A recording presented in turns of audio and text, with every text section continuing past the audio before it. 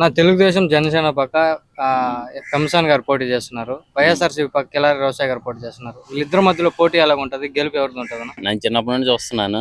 బురిపాలెంలో ఇంకో పార్టీ వచ్చింది లేదు, బురిపాలెం కానీ చక్రపాలెం కానీ ఇంకో పార్టీ వచ్చింది లేదు. ఏదైనా కానీ కొట్టేది జనసేనను, తెలుగుదేశం మాత్రం. అది ఎంపీకి పోటీకి చేసేది మన పెంసాని గారు చేస్తున్నారు కాబట్టి ఖచ్చితంగా ఆయనకే గెలుచుకొస్తారు.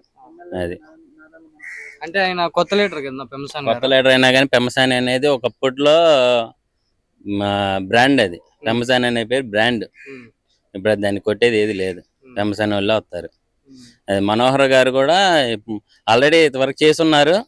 మళ్ళీ ఈసారి కూడా ఆయన వస్తారు. ఆయన వస్తేనే తెనాలి కొంచెం అభివృద్ధి జరిగింది, లేదంటే అంతే సంగతి. అంటే ఇప్పుడు వైఎస్ఆర్సీపీ నుంచి ఏం అభివృద్ధి అంటే అది జరగలేదంటే చెప్పలేము. కానీ ఏంటంటే మనోహర్ గారు వస్తే కొంచెం డౌన్ ఉన్న వాళ్ళకి కూడా కొంచెం ఇదిగా ఉండిద్ది.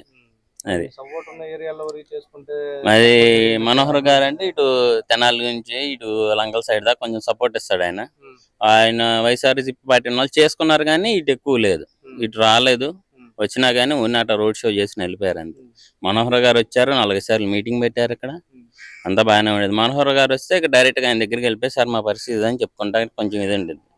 అది మనోహర్ గారే వస్తారు, డౌట్ లేదు. ఎంపీగా పెంసాని గారే. ఆయన చేసిన మంచి పనులు ఏమన్నా ఇంకేమన్నా ఉన్నాయా?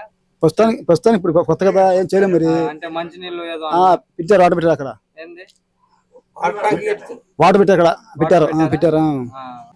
బాబాయ్, ఇక్కడ తెలుగుదేశం జనసేన పక్క పెంసాని గారు పోటీ చేస్తున్నారు. వైఎస్ఆర్సీపీ పక్క కిలారి రోసయ్య గారు పోటీ చేస్తున్నారు.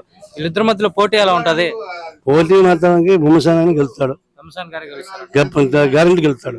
అంటే ఆయన కొత్త లీడర్ కదా. కొత్త అయినా తెలుగుదేశం జనసేన బీజేపీ కూటమి ఉంది కాబట్టి అతను పక్కా గెలుస్తాడు. మనోహర్ కూడా గెలుస్తాడు డెఫినెట్ గా. జనసేన లేకపోతే గెలవరు. ఈ పార్టీ పొత్తులో ఉంటాను గెలుస్తారు. ఇక్కడ బురిపాలెంలో నిలుస్తానులే, అందుకు ఆయన కొత్తలే.